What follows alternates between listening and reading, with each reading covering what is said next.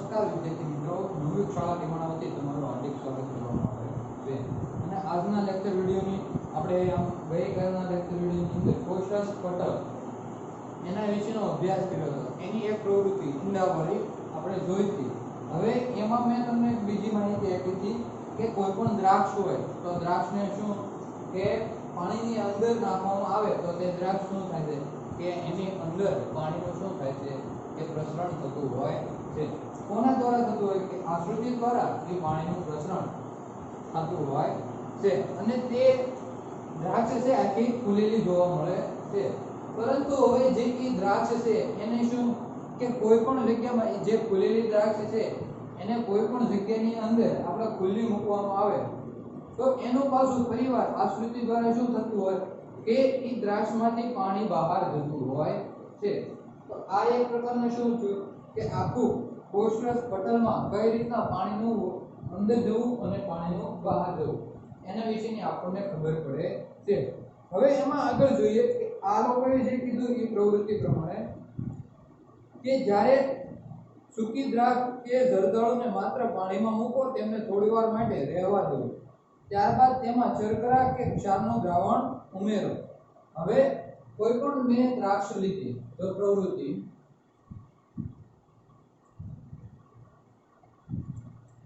એમાં દ્રાક્ષ અથવા તો જરદાળુ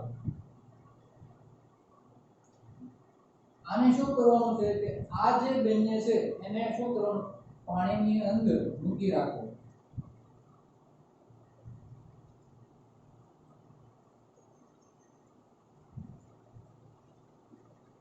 કે આ બંને જે છે દ્રાક્ષ અથવા તો જરદાળુ તેને શું કે અમુક સમય સુધી પાણીની અંદર મૂકી રાખો. પછી શું કરવાનું ત્યારબાદ આની અંદર ક્ષાર અથવા તો શર્કરા દ્રાવણ ઉમેરો. કે એની અંદર ક્ષારનો અથવા તો શર્કરા એટલે જે ગળો પદાર્થ છે તેવું અને ક્ષાર એટલે જે ખારો પદાર્થ છે તેવું એનું દ્રાવણ ઉમેરવામાં આવે છે.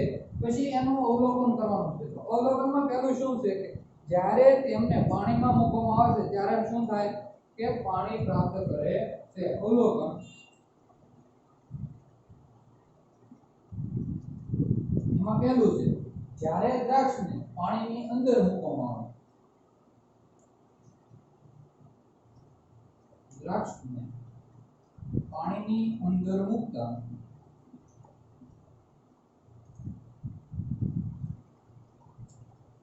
દ્રાક્ષ શું થાય છે દ્રાક્ષ ફૂલે છે. આ પહેલું અવલોકન કે જ્યારે દ્રાક્ષને પાણીની અંદર મૂકવામાં આવશે ત્યારે શું થાય કે દ્રાક્ષ ફૂલે છે.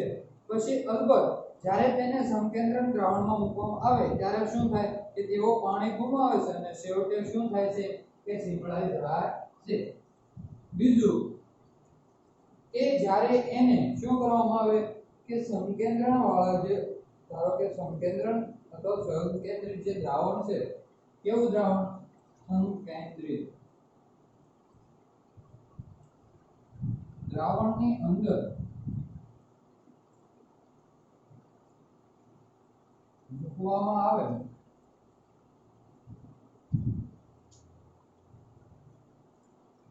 તો તે શું થાય સીમળાઈ જાય અથવા તો સુકાઈ જાય.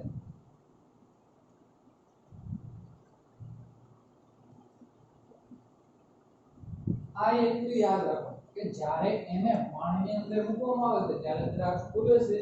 જ્યારે સંકેન્દ્રિત દ્રાવણ એટલે કાં તો એની અંદર ક્ષાર અથવા તો શર્કરાનું દ્રાવણ શું કરવામાં આવે કે એને મૂકવામાં આવે એના દ્રાવણની અંદર મૂકવામાં આવે તો તે શું થાય કાં તો તે સીમળાઈ જાય છે.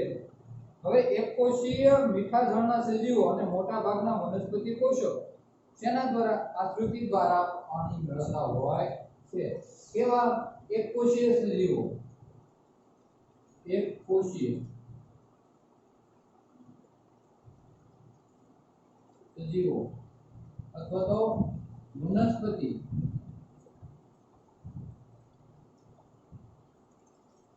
શેના દ્વારા કે આ એકકોષીય સજીવ અને વનસ્પતિઓ આશ્રુતિ દ્વારા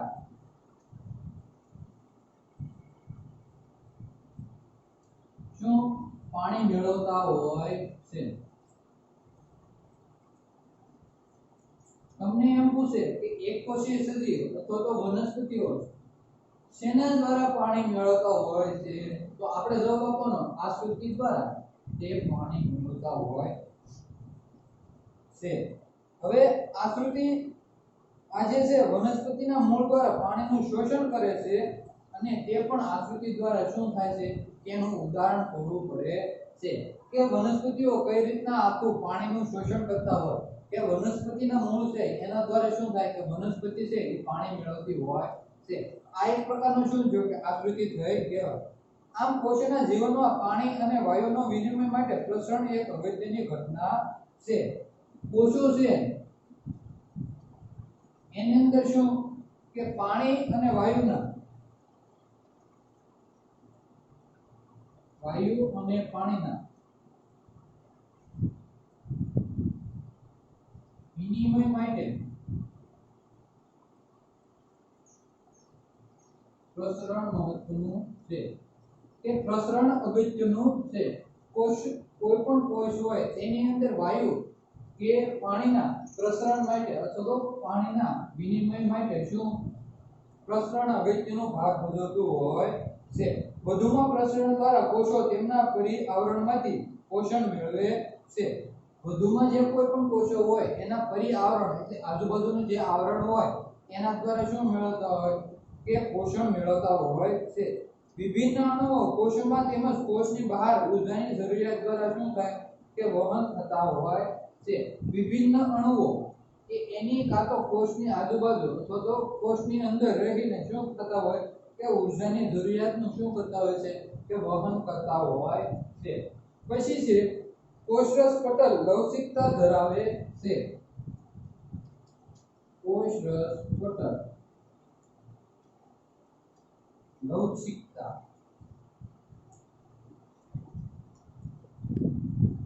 ધરાવે છે।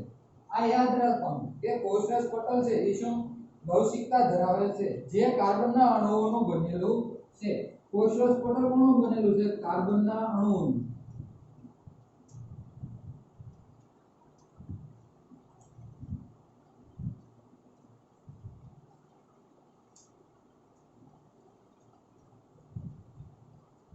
તે કાર્બનના અણુઓનું બનેલું છે। તેને લિપિડ અને પ્રોટીન્સ કહે છે। જે કાર્બનના અણુઓ બનેલું છે તેની અંદર ક્યાં હોય લિપિડ અને પ્રોટીન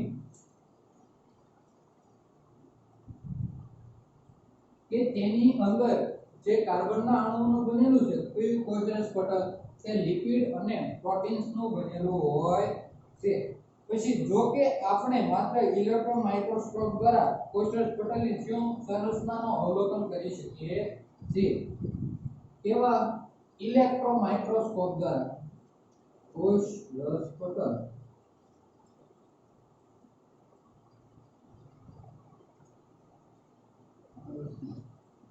કોના દ્વારા ઇલેક્ટ્રોન માઇક્રોસ્કોપ દ્વારા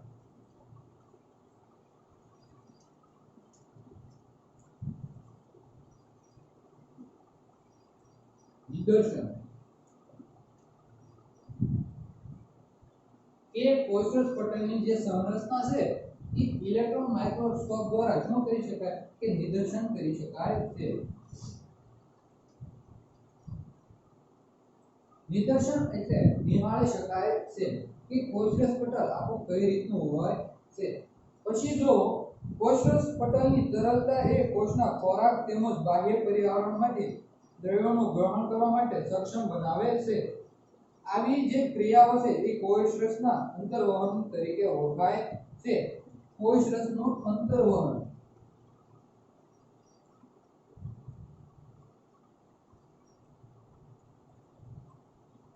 આ યાદ રાખવાનું કે કોષરસનું અંતર્વહન કોને કહેવાય છે કે કોષરસની જે તરલતા છે એ શું કે કોષના ખોરાક તેમજ બાહ્ય પર્યાવરણમાં રહેલું કોઈ પણ દ્રવ્યનું શું કરવા માટે ગ્રહણ કરવા માટે સક્ષમ બનાવે કે કોષની અંદર જે કોષનો ખોરાક છે એના માટે અથવા તો પરિઆવરણમાં જે રહેલું કોઈ પણ ખોરાક છે એને ગ્રહણ કરવા માટે શું બનાવે કે સક્ષમ બનાવતું હોય એને કોષરસનું શું કહેવાય અંતર્વહન કહે છે આ યાદ રાખવાનું પછી અમીબા તેમનો ખોરાક આવી ક્રિયા દ્વારા મેળવતા હોય છે આનું ઉદાહરણ કયું લેવું હોય બેસ્ટ અમીબા એક કોષી સજીવ છે જે અંતર્વહન દ્વારા શું ખોરાક મેળવતા હોય છે પહેલા તો આપણે અમીબાની આખી ખોરાક મેળવવાની જે કડી છે એ કઈ રીતના હોય છે કે અમીબા કઈ રીતના ખોરાક મેળવે છે તો એના માટે આપણે એક સિમ્પલ જોઈ જોઈએ કે આ એક ખોરાકનો કણ છે જ્યારે આ અમીબા આકારનું એક કોષીય સજીવ છે જ્યારે આ ખોરાકનો કણ અહીંયા છે ત્યારે અમીબા અહીંયા છે પરંતુ હવે જ્યારે ખોરાક છે એ અમીબાને જોતો હોય અથવા તો મેળવવો હોય તો તે શું કરશે પહેલા તો ધીરે ધીરે આ ખોરાકનો કણ છે તેની આજુબાજુ અમીબાનો આવી રીતનો આકાર થાય છે કે અમીબા આવી રીતનો ખોરાકનો ગ્રહણ કરવા માટે આવી રીતનો આકાર ધારણ કરે છે પછી શું કરશે કે અમીબા આખું છે એ શું કરે આવી રીતના એની ફરતું આવી રીતના ગોઠવાઈ જાય છે પછી એ છેલ્લે આખું ખોરાકનું કણ છે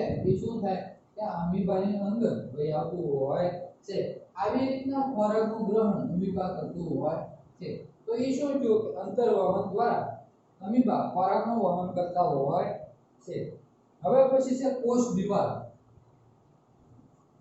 આ તો કોષરસ પટલ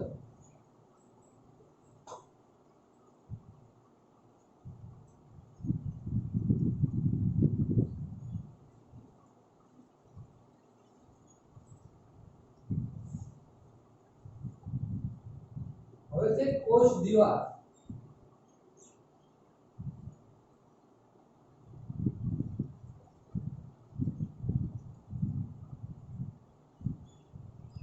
કોષ દિવાલ કોષ રસની સૌથી બહારનો ભાગ જે કોષ દિવાલ તરીકે ઓળખાય છે કોષ રસ શું હતું કે કોષ રસ પટલ એ જે કોષ આ દિવાલ છે એની અંદરના ભાગમાં આવેલું એક આવરણ હતું જ્યારે કોષ દિવાલ છે એ કોષ રસ પટલ છે એની બહારના ભાગમાં આવેલું આવરણ છે હવે એના વિશે વનસ્પતિ કોષમાં કોષ રસ પટલ સિવાય પણ તેની બહારના બાજુએ એક વધારાનું બરડ આવરણ આવેલું છે શું તો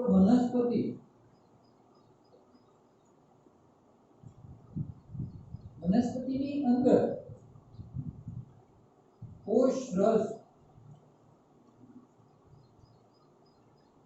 પટલની બહારની બાજુ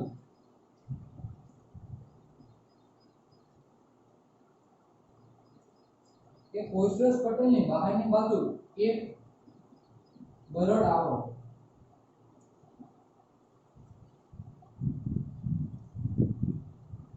આવેલું છે તેને કોષ દિવાલ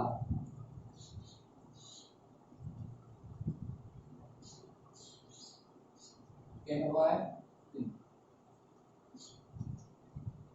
કે કોષરસ પટલ છે એની બહાર એક બરડ શું આવરણ આવેલું છે તેને શું કહેવાય કે કોષ દિવાલ કહેવામાં આવે છે તમને એમ પૂછી શકે કોષ દિવાલ કોને કહેવાય છે તો આપણે વ્યાખ્યા લખી દેવાની હવે કોષ દિવાલ છે એ કોષરસ પટલની બહારની બાજુએ આવેલી છે વનસ્પતિમાં તે મોટા ભાગે સેલ્યુલોઝની બનેલી હોય છે આ કોષ દિવાલ છે એ વનસ્પતિની અંદર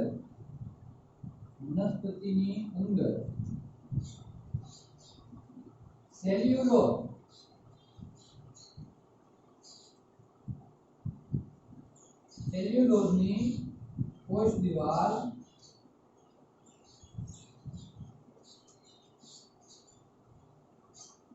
આવેલી છે કે તમને કોઈ પૂછે કે વનસ્પતિની જે કોષ દિવાલ છે તે શેની બનેલી છે તો સેલ્યુલોઝની વનસ્પતિની કોષ દિવાલ બનેલી છે હવે પછી સેલ્યુલોઝ એક જટિલ પદાર્થ છે આપો આપણને ખબર છે કે સેલ્યુલોઝ માત્ર ને માત્ર શું વનસ્પતિ જ એનું પાચન કરી શકે છે મનુષ્ય એનું પાચન કરતા નથી.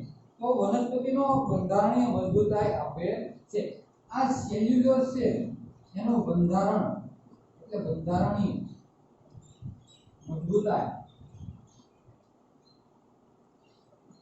એ વનસ્પતિને બંધારણીય મજબૂતાઈ આપવા માટે સેલ્યુલોઝ એક મહત્વનું ઘટક ગણી શકાય છે.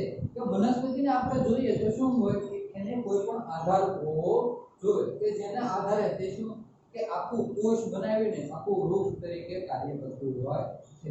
તો એ જે સેલ્યુલોઝ છે એ બંધારણીય શું કે બંધારણીય રીતે મજબૂતાઈ આપવાનું કાર્ય કરતું હોય છે. કોને? વનસ્પતિને. હવે જ્યારે જીવંત વનસ્પતિ કોષો આશ્રુતિ દ્વારા પાણી ગુમાવે છે ત્યારે તે શીમળાઈ જાય છે. તો યાદ રાખવાનું કે જ્યારે વનસ્પતિ કોષો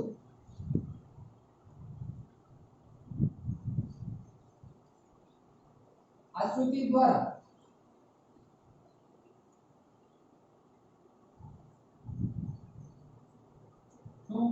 પાણી ગુમાવે તો તે શીમળાઈ જાય.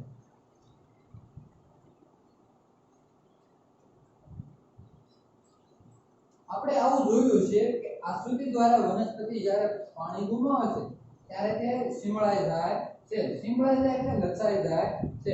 હવે આના માટેનું એક બેસ્ટ ઉદાહરણ આપણે લઈએ કે કઈ રીતના વનસ્પતિ છે શીમળાઈ જતી હોય છે. જો આપણે હાલમાં અત્યારે ચોમાસાની ઋતુમાં કપાસ બધાએ વાવ્યો તો કપાસની અંદર સફેદ કલરના ધોળા ગજેડા આપણે એમ કહીએ કે ગજેડા એટલે તો એ ગજેડા એક પ્રકારનું શું છે તો એક પ્રકારના બેક્ટેરિયા આપણે ફૂગ ગણવી તો ફૂગ ગણી શકાય. તો ઈ શું થાય કે કોઈ પણ છોડવા હોય તો એ છોડવાની ફરતે આ ધારો કે વૃક્ષ છે એનું ઝાડવું કપાસનું જેવી છે. આ જે છોડવા છે એનો માથાનો ભાગ છે ને શું થાય કે કોમળ હોય છે. તો આ ગજેડા આની આજુબાજુ શું થાય કે જામી જતા હોય છે. પછી જે વનસ્પતિની અંદર કોઈ પણ એવું પ્રકારનું જે તત્વ હોય પાણી હોય તો પાણી એ શું થાય આ ગજેડા શોષી લે છે. જેના કારણે જે વનસ્પતિનો વૃદ્ધિનો વિકાસ થવો જોઈએ એ આ આગળ વિકાસ કરતો નથી અને તે શું થાય કે આ ઉપરનું માથું છે એ લસાઈ જતું હોય છે અથવા તો શીમળાઈને આવી રીતના સાઈડમાં પડી જતું હોય છે. આ શું થયું કે વનસ્પતિની અંદર જે પાણી હતું અથવા તો જે કોઈ પણ ઘટક દ્રવ્યો રહેલા હતા એ આ ફૂગના કારણે તે એના પોતાના શરીરમાં ઉતારી દીધા. એટલે આશ્રુતિ દ્વારા તે શું થાય કે આશ્રુતિ દ્વારા તે પોતે પાણીનું શું બતાવે છે કે વહન કરીને આ જે વૃક્ષ હતું એનું શું થયું કે આખું શીમળાઈ ગયું હતું. તો આ એક પ્રકારનું આપણે આકૃતિનું ઉદાહરણ જોયું. હવે પછી છે આ ઘટના રસ સંકોચન તરીકે ઓળખાય છે. કોની? કે આ જે કોષરસ છે એ શું કે વનસ્પતિના જે કોષો છે એની અંદર જે પાણી ગુમાવવાની આખી ક્રિયા છે. પાણી ગુમાવ્યું એટલે શું થયું કે કોષરસ જે હતો એ શું થયો કે ગુમાવ્યો. તો આખી આ જે ઘટના હતી એને શું કહેવાય કે એને ઘટનાને રસ સંકોચન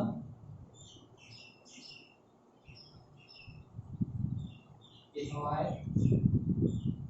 જે આખી ઘટના છે કોના દ્વારા? આશ્રુતિ દ્વારા પાણી ગુમાવ્યું અને આખું જે ઝાડવું હતું શું થયું કે શીમળાઈ અથવા તો લસાઈ. તો એની અંદર જે કોષરસ હતો એ એને ગુમાવ્યો.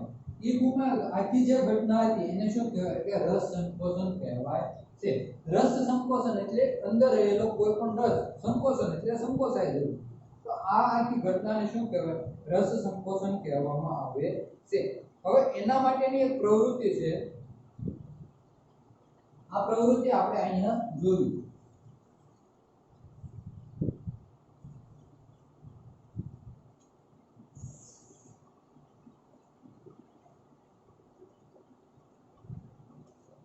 એક રહોપર્ણ અથવા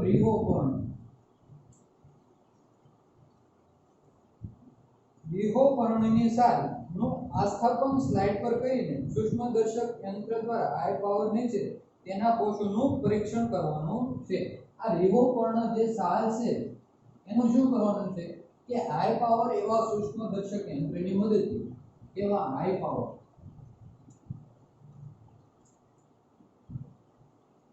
એવા સૂક્ષ્મદર્શક યંત્રની મદદથી શું કરવાનું છે નિહાળવાનું. આ રીહોપર્ણ જે સાલ છે જેની અંદર કોષ દિવાલની અંદર રીહોપર્ણ જે સાલ છે એના હાઈ પાવર એવા સૂક્ષ્મદર્શક યંત્રથી શું કરવાનું છે નિહાળવાનું છે. કોષ દિવાલ એવી છે કે જે કોષની બહારનો ભાગ છે તે. તો રીહોપર્ણની સાલ એ એક પ્રકારનો કોષ જ છે. તો એનો આપણે શું કરવાનું છે કે સૂક્ષ્મદર્શક યંત્રની મદદથી એને નિહાળવાના છે. હવે જે એને નિહાળવાના છે નાની લીલી કણિકાઓને આપણે શું કરવાનું છે કે નોંધી લેવાનું છે. જે નાની અને લીલી જે કણિકાઓ છે તે હરિત દ્રવ્યો અથવા તો હરિત કણો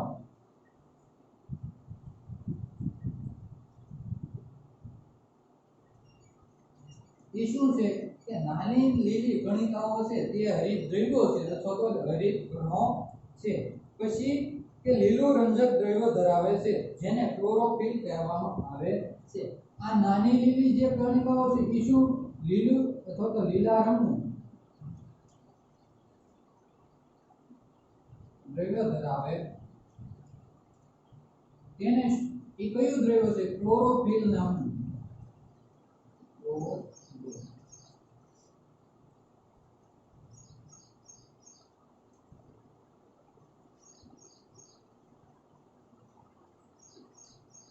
તે શું છે ક્લોરોફિલ નામનું એક પ્રકારનું રંજક દ્રવ્ય છે. કોની અંદર કે વનસ્પતિની અંદર હરિત કણ દ્રવ્ય નામનું શું હોય કે એક પ્રકારનું દ્રવ્ય રહેલું હોય છે જેના કારણે તે વનસ્પતિ કેવી લીલા રંગની હોય છે. એ જે દ્રવ્ય છે એ કેવા રંગનું છે લીલા રંગનું. તો તેના કારણે તે ક્લોરોફિલ નામનું રંજક દ્રવ્ય હોય છે. હવે પછી આગળ જોઈએ સ્લાઇડ પર આસ્થાપિત પર્ણ પર શર્કરા કે મીઠાનું સાંદ્ર દ્રાવણનું ટીપું મૂકો. હવે આ સ્લાઇડ છે એની ઉપર છે એક તો મીઠું અથવા તો શર્કરાનું એક ટીપું શું કરવામાં આવે છે કે મૂકવામાં આવે છે. પહેલા તો એને સૂક્ષ્મદર્શક યંત્રની મદદથી નિહાળીએ એટલે આપણને ખબર પડે કે નાની લીલી કણિકાઓ જોવા મળે છે જે શું છે હરિત કણો છે. આ હરિત કણો છે કેવા રંગના છે લીલા રંગના ધરાવે છે. તો એની અંદર ક્લોરોફિલ નામનું શું રંજક દ્રવ્ય રહેલું છે. હવે એની ઉપર શું કરવાનું મીઠું અથવા તો શર્કરાનું એક એક ટીપું મૂકવાનું છે. હવે 1 મિનિટ સુધી રાહ જુઓ અને પછી સૂક્ષ્મદર્શક યંત્રની મદદથી તેનું અવલોકન કરવાનું છે કે એની અંદર શું થતું હોય છે. હવે થોડાક રીહોપર્ણને ઉકાળેલા પાણીમાં થોડીક મિનિટ માટે મૂકો. હવે આ જે રીહોપર્ણ છે કોષ દિવાલ જ છે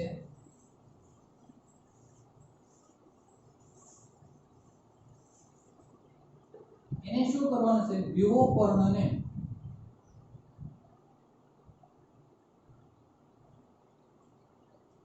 ઉકાળેલા પાણીમાં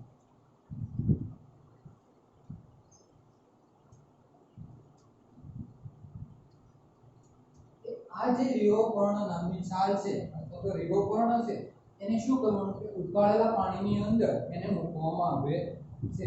પછી આ ક્રિયામાં કોષોનો નાશ કરે છે. ઉકાળેલું પાણી જે નાખતા આ રીહોપર્ણને ઉકાળેલા પાણીમાં નાખતા કોષનો નાશ થાય છે.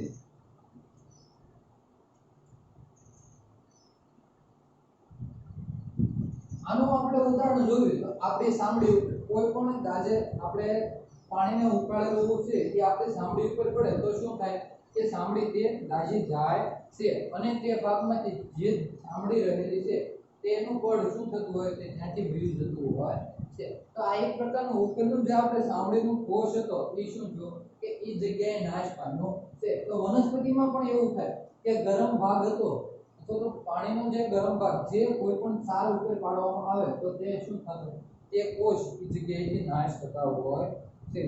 ત્યારબાદ એક પર્ણને સ્લાઇડ પર આસ્થાપિત કરો. હવે કોઈ પણ એક પર્ણ લેવાનું, આ જે ગરમ પાણીમાં નાખીને એ બધું પર્ણ હતું એ પર્ણને સૂક્ષ્મદર્શક યંત્રમાં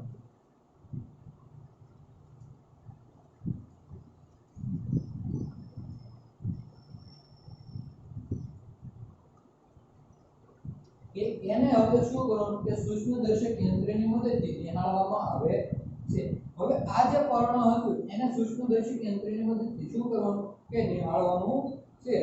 પછી આસ્થાપિત કરેલા પર્ણ પર શર્કરા અને મીઠુંનું દ્રાવણનું એક એક ટીપું મૂકો.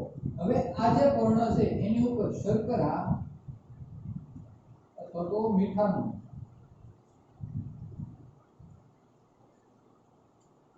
જે દ્રાવણનું એક ટીપું આ શું કર્યું કે ઓલી સેમ ટુ સેમ પ્રોસેસ વિભો પર્ણ હતું એની ઉપર શું કર્યું કે એનું પહેલા સ્લાઇડમાં નિરીક્ષણ કર્યું કર્યા પછી શું કર્યું કે મીઠું અને શર્કરાનું એક એક ટીપું પછી એનું નિરીક્ષણ કર્યું. હવે પછી શું કરવાનું કે જે રીવો પર્ણ હતું એને ઉકાળેલા પાણીની અંદર શું કરવામાં આવે છે મૂકવામાં આવે છે. તો એના આધારે શું થાય કે કોષનો નાશ થાય છે.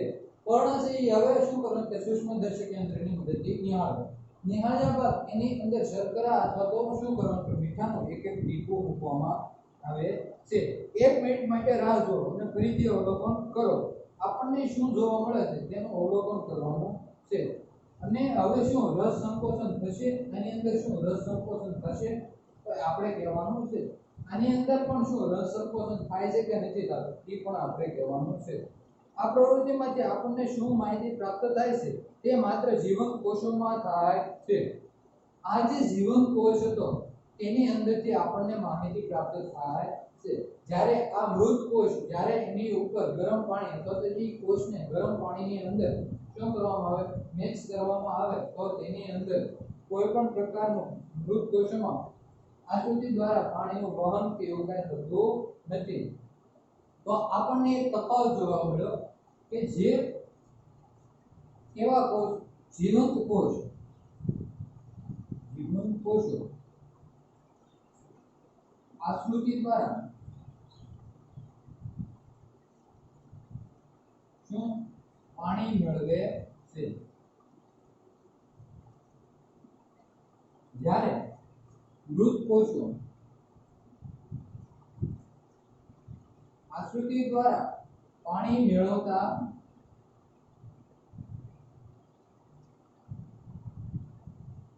તે આકૃતિ દ્વારા પાણી મેળવતા નથી. આ યાદ રાખવાનું કે કોઈ પણ જીવંત કોષ હોય કે વનસ્પતિનો હોય કે ગમે તે હોય એ આકૃતિ દ્વારા પાણી મેળવતા હોય છે.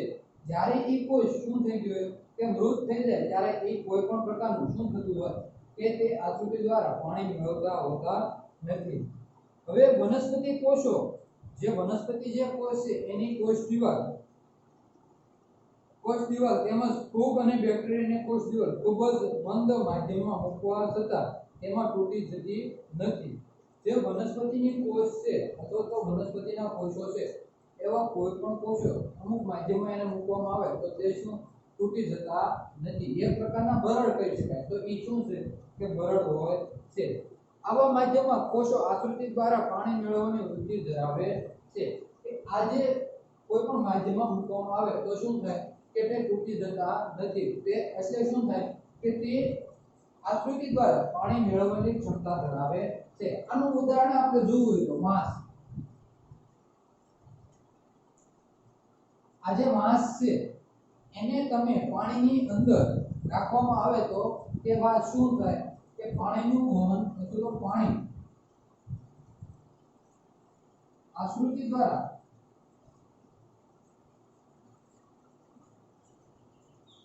મેળવતા હોય છે.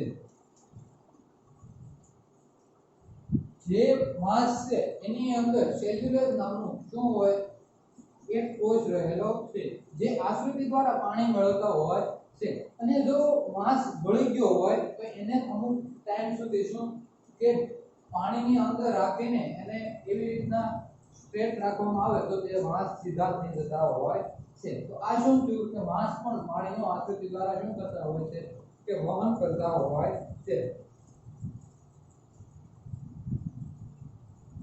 અને તેના દ્વારા શું થતું હોય કે તેના કોષો ફૂલતા હોય છે કોષ દિવાલ સામે દબાણ ઉત્પન્ન થાય છે કોષ દિવાલ ફૂલેલા કોષ સામે સમાન દબાણ ઉત્પન્ન કરે છે કોઈ પણ કોષ દિવાલ છે જ્યારે ફૂલે ત્યારે એની સામેનું કોઈ પણ દબાણ હોય તો એની જેવું તે શું થતું હોય કે દબાણ ઉત્પન્ન કરતા હોય છે કે આની કોષ દિવાલ જેવી હતી એના જેવું તે સામેનું એનું દબાણ ઉત્પન્ન કરતા હોય છે કોષ દિવાલના કારણે વનસ્પતિ કોષ એ પ્રાણી કોષ કરતા બહારના માધ્યમમાં વધુમાં વધુ ફેરફારનો સામનો કરે છે કે કોષ દિવાલના કારણે વનસ્પતિ કોષ એ પ્રાણી કોષ કરતા કે કોઈ પણ વનસ્પતિ કોષ છે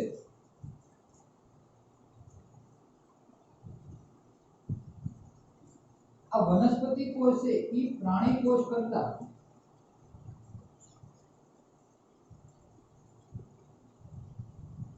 શું કરતા હોય કે વધારે પ્રકારનો એને સામનો કરવો પડતો હોય છે બાહ્ય વાતાવરણના કારણે આ વનસ્પતિ કોષ પ્રાણી કોષ કરતા વધારે એને શું કરવો પડતો કે સામનો કરવો પડતો હોય છે એના લીધે થતું હોય કે અમુક પ્રકારના વાતાવરણની અંદર શું હોય કાં તો ટાઇડ હોય તડકો હોય એવું વિવિધ એસિડના આધારે થતી હોય એસિડ વર્ષા થતી હોય તો શું તો વનસ્પતિની જે કોષ છે કોષ દિવાલ છે એને વધારે પ્રમાણમાં શું કરવું કે એને કોઈ પણ પ્રકારનો સામનો કરવો પડતો હોય છે હવે કોષ રસ આપણે જોયું કોષ રસ પટલ કોષ દિવાલ અને હવે છે કોષ રસ જે કોષ રસ પટલ અને કોષ જે દિવાલ છે એની અંદરના ભાગમાં આવેલું એક પ્રકારનું આવરણ છે જેને શું કોષ રસ કહેવાય છે આપણે આગળ જોઈએ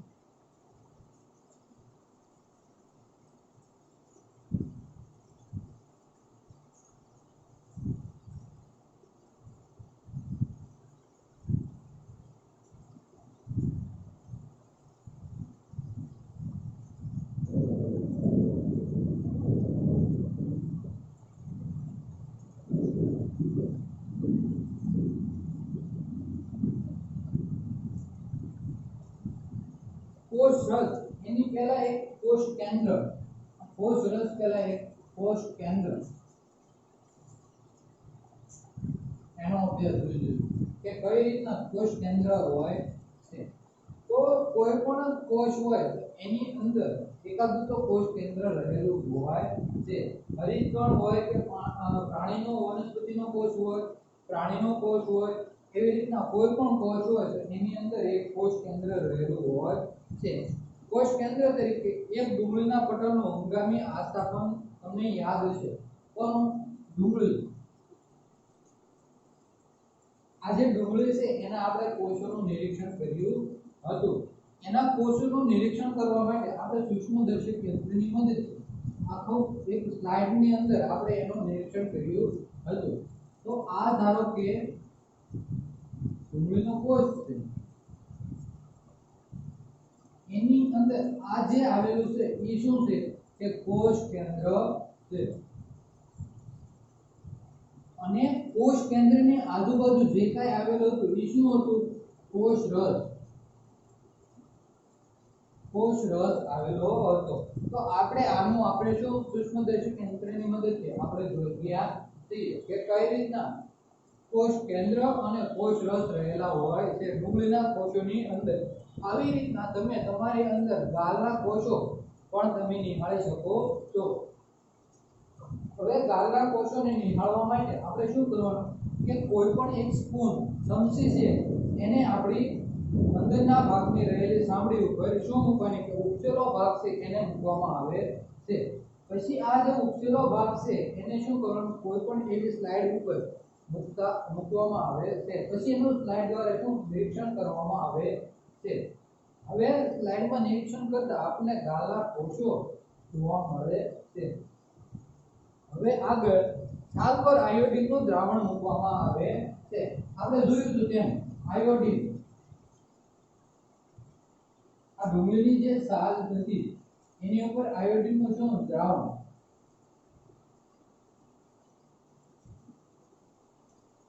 કે એના ઉપર એક આયોડિનનું દ્રાવણનું એક ટીપું મૂકવામાં આવે છે.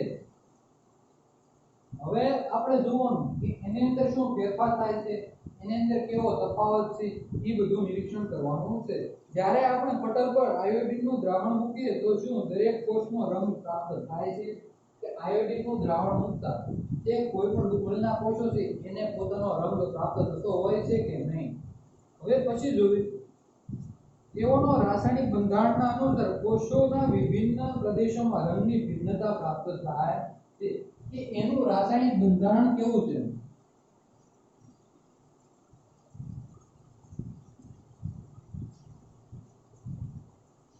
રાસાયણિક બંધારણના આધારે એના ભિન્ન ભાગોમાં રંગનો ફેરફાર જોવા મળે.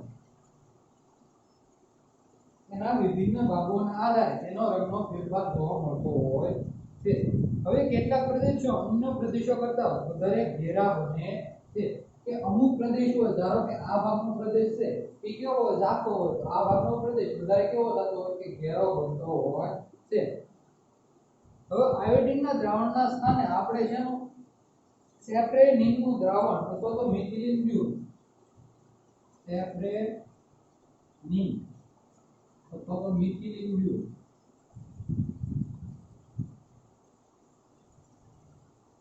કોની જગ્યાએ આયોડિનના દ્રાવણની જગ્યાએ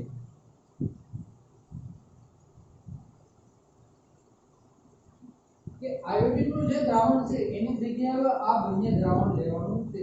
એક તો સેપ્રેનિન અને બીજું છે મિથિલિન બ્લુ. તો આ મિથિલિન બ્લુ છે એનું દ્રાવણ લેવામાં આવે છે. એનો ઉપયોગ કરતા સ્વિમ કોષના જે કોષ છે એના અભિરંજક તરીકે કાર્ય કરતું હોય છે. કયું સેપ્રેનિન અને મિથિલિન બ્લુ એ કોષના અભિરંજક તરીકે કાર્ય કરતું હોય છે.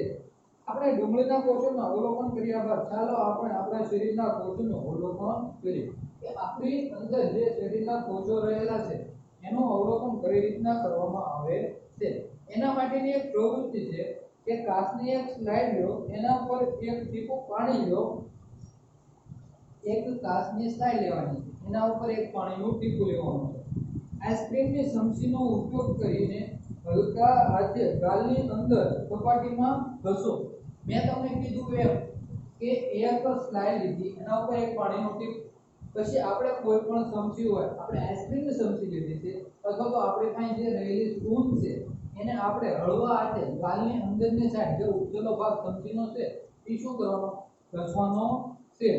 સમસી પર કોઈ પદાર્થ મળે છે, સોયની મદદથી આ દ્રવ્ય કે પદાર્થને તૈયાર કરેલી કાચની સ્લાઇડ પર શું એક સરખી રીતે મૂકો. તેને અભિરંજિત કરવા માટે તેની પર મિથિલિન બ્લુનું એક ટીપું મૂકવામાં આવે છે. અભિરંજિત એટલે એના ઉપર કોઈ પણ પ્રકારનું મિથિલિન બ્લુનું ટીપું મૂકવામાં આવે છે કે જે સ્લાઇડ પર આવી જાય છે. હવે સ્લાઇડ સૂક્ષ્મદર્શક યંત્રની મદદથી શું કરવાનું છે કે નિહાળવાનું છે. એને સૂક્ષ્મદર્શક યંત્રની મદદથી હવે નિહાળવામાં આવે છે. આપણે શું અવલોકન કરીશું, આપણને કોષોનો આકાર કેવો દેખાય છે, આપણે આ બધું જોવાનું છે જ્યારે અવલોકન કરીએ છીએ ત્યારે. તો શું તે ઘેરો રંગ ધરાવતી ગોળાકાર કે અંડાકાર રચના છે કે કોષ જે ગાલના કોષો છે કેવો ઘેરો રંગ ધરાવતી ગોળાકાર કે અંડાકાર રચના છે, એવો તમને પ્રશ્ન પૂછ્યો કે પ્રત્યેક કોષોની મધ્યની નજીકમાં બિંદુ જેવી રચના જોવા મળે છે. કોષની અંદર મધ્યમાં એક બિંદુ જેવી શું રચના જોવા મળતી હોય છે. ધારો કે આવી રીતના હોય તો એની અંદર એક મધ્યમાં બિંદુ જેવી રચના જોવા મળે છે. તો આ જે રચના જોવા મળે છે એને શું કહેવાય, કોષ કેન્દ્ર કહેવામાં આવે છે. એને કોષ કેન્દ્ર કહેવાય છે. શું કોષો ડુંગળીના જે છાલના કોષો હતા એની જેવા જ મળે છે આ ગાલના કોષો, તો આપણને એનો તફાવત કરી શકાય છે. હવે અહીંયા આપણે કોષરસ પટલ અને કોષરસ બાકી છે કોષ દિવાલ તો જે કોષ દિવાલનો આખો પ્રશ્ન છે અહીંયા કમ્પ્લીટ થાય છે અને કોષરસ પટલનો આખો પ્રશ્ન છે એ આખો કમ્પ્લીટ થાય છે. તો આ બે પ્રશ્નો છે એના વિશેની શું ટૂંક નોંધ લખાવવાની રહેશે. તમારી પોતાની બાકી નોટની અંદર કોષરસ પટલ અને કોષ દિવાલ એની ટૂંક નોંધ લખાવવાની છે અને જે કોષ કેન્દ્ર છે એની જે પ્રવૃત્તિ સુધી આપણે લીધું છે એ પ્રવૃત્તિ તમારે એકવાર રીડિંગ કરવાનું છે અને આવતા તાસની અંદર આ કોષ કેન્દ્ર અને કોષ રસ આ બંનેનો અભ્યાસ કરીશું કે કઈ રીતના બંનેનું કાર્ય કામ કરતા હોય છે. બસ